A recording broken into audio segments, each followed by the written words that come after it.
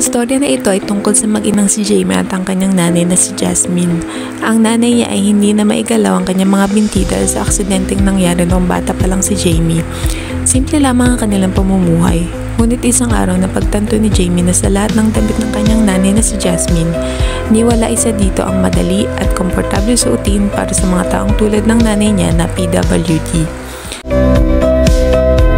Naisip ni Jamie kung meron bang damit na binibenta na nakadisenyo para sa mga taong may kapansanan dahil higit na mas mapapadali para sa kanyang damitan ng kanyang nanay. Isang araw may kumatok sa bahay nila Jamie. Ito ang mga estudyante galing sa Marikina Polytechnic College. Good afternoon po, we are students from Marikina Polytechnic College. So tanong lang po namin kung meron po kayong member of the family na PWD po? Opo, yung nanay ko po. Bakit po? Okay lang po ba kung magpa-survey po kami sa inyo? Ang produkto po namin ay damit para sa PWD. Okay po, sige, pasok po kayo. Natuwa si Jamie kaya sinabi niya agad ang sitwasyon ng kanyang nanay na PWD. Pinapasok niya ang dalawang estudyante upang magpa-survey. Ang estudyanteng si Clarice ay nag-video para sa documentation, habang si Trisha naman ay nagpasuot ng damit at nagpa-survey.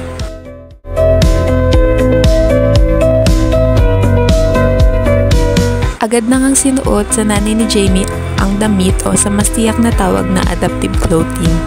Namangha si Jamie kung gaano kadali ito isuot kumpara sa mga normal na damit na dating sinusuot ni Jamie sa kanyang nanay.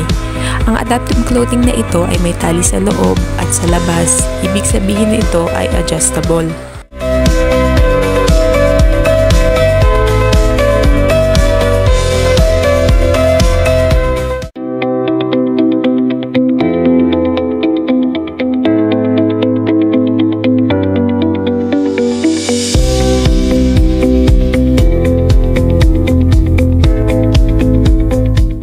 Meron rin itong magnetic button sa unahan para siguradong hindi ito makikitaan ng sino mang gagamit nito.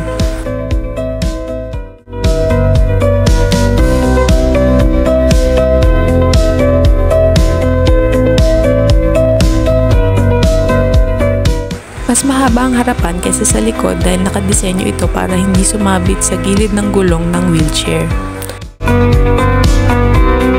May disenyo rin itong velcro sa likod para mas madali kapag dudumi o iihi ang pasyente.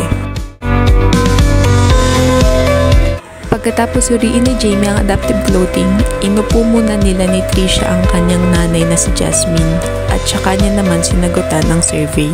Bale, ito po yung survey questionnaire. Pwede niyo po ilagay yung pangalan niyo, pwede rin pong hindi. Tapos basahin niyo na lang po ng maigi bago sagutan.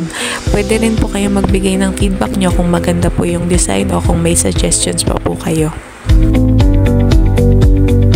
Okay naman siya. Siguro mas maganda kung mahaba pa siya kasi matangkad po yung nanay ko. Pero nagustuhan ko ang design niyo.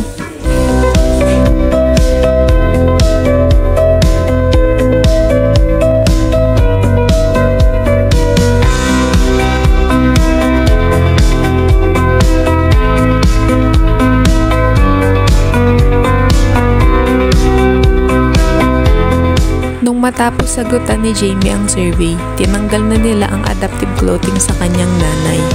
Napadali ang kanilang pagtanggal nito gawa ng mga tali, magnetic buttons at wrap-around style nitong damit. Nagpasalamat si Trisha at Clarice kay Jamie at sa kanyang nanay na si Jasmine sa kanilang oras at pagtanggap sa kanilang bahay.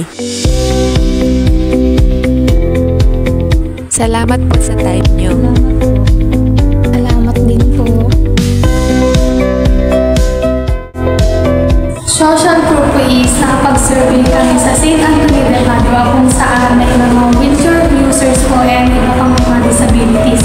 Nagustuhan po nila yung produkto namin, mas madali daw po para sa mga caregivers na isuot ang adaptive clothing sa mga PWD. Maganda daw po ito dahil kung maraming nang ibebentang ganito ay makakatulong talaga